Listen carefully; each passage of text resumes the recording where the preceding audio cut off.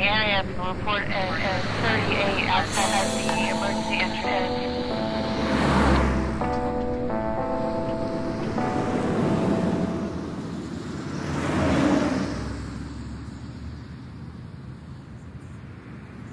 Donc Créapol, c'est une école de création management qui apprend aux étudiants à créer dans 7 départements différents, dont le design, transport et mobilité dont je m'occupe. Dans ces métiers, il y a le style automobile extérieur qui concerne tout ce qui est voiture de production, qui est aussi le style intérieur qui occupe beaucoup de monde en ce moment. À l'intérieur, il y a les ergonomes, il y a les gens qui vont s'occuper des couleurs et matières, dont Faurecia est un grand acteur.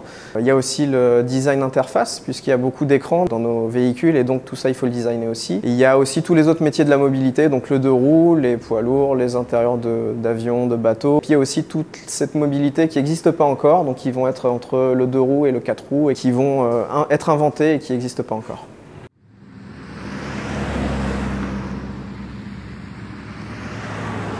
Donc la créativité, c'est inné. Si on regarde tous les jeunes enfants, ils créent tout le temps et c'est l'apprentissage qui leur donne un cadre et qui leur permet d'apprendre de leur propre créativité. La création n'est pas vide de sens, elle doit être sensée et il faut se poser la question de pourquoi on crée. La créativité, c'est être capable de se mettre à la place de l'autre et être capable de comprendre pourquoi est-ce qu'on aime certaines choses et pas d'autres, pourquoi est-ce que mon père a ses goûts et moi j'en ai d'autres et pourquoi aux États-Unis ils aiment certaines choses et pourquoi en Europe on est complètement différent. Et comprendre ça, c'est comprendre comment les gens, comment les hommes sont, et donc comment ils vivent, comment ils veulent vivre, quels sont leurs besoins et leurs envies. Et c'est quand on sait ça qu'on peut créer quelque chose d'utile pour la société. Donc dans tout ce qu'on apprend aux étudiants, ce qu'ils veulent apprendre en priorité, c'est le dessin, c'est faire des beaux dessins, faire des belles 3D. Ce qu'il faut comprendre, c'est que ça, ce ne sont que des outils qui permettent de retranscrire une volonté et un objectif de création.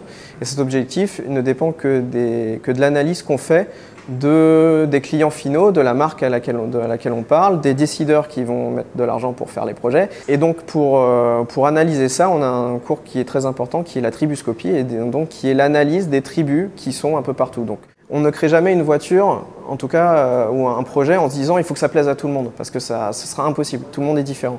Il faut trouver un phénomène social actif et émergent, dont on pense qu'il a un gros potentiel pour que beaucoup de gens, des millions de personnes, y soient plus ou moins affectés, et utiliser ça pour avoir un vrai discours, des inspirations intéressantes, une morphogénèse intéressante et quelque chose de créativement intéressant pour avoir un projet nouveau, réellement créatif qui sorte, et qu'on ne soit pas dans le restylage de quelque chose qui a déjà existé et le recyclage de vieilles idées qui ne font pas avancer la création.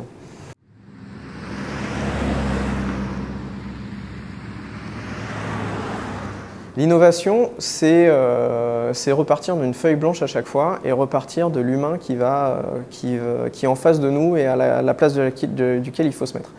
Donc les étudiants de Créapol, quand ils sortent d'ici, en ce qui concerne le design transport et mobilité, ils vont travailler dans des bureaux de style chez des constructeurs, évidemment. Donc ça concerne la France, puisqu'on a 2 grands constructeurs en France. On a aussi tous les constructeurs étrangers, donc on a pas mal d'étudiants qui partent au Japon, en Allemagne, on en a chez Mercedes, chez BMW, etc. Et puis il y a aussi les équipementiers, dont Faurecia est un leader, et donc qui aussi font beaucoup de travail de recherche de design, qui ensuite proposent aux constructeurs. Donc il y a pas mal d'étudiants qui font leur stage chez Faurecia et qui ensuite sont embauchés chez eux. Et on a aussi des étudiants qui travaillent dans des bureaux de style, donc de prestataires, donc qui embauchent nos étudiants et qui ensuite, eux, les redispatchent pour des missions courtes chez les constructeurs.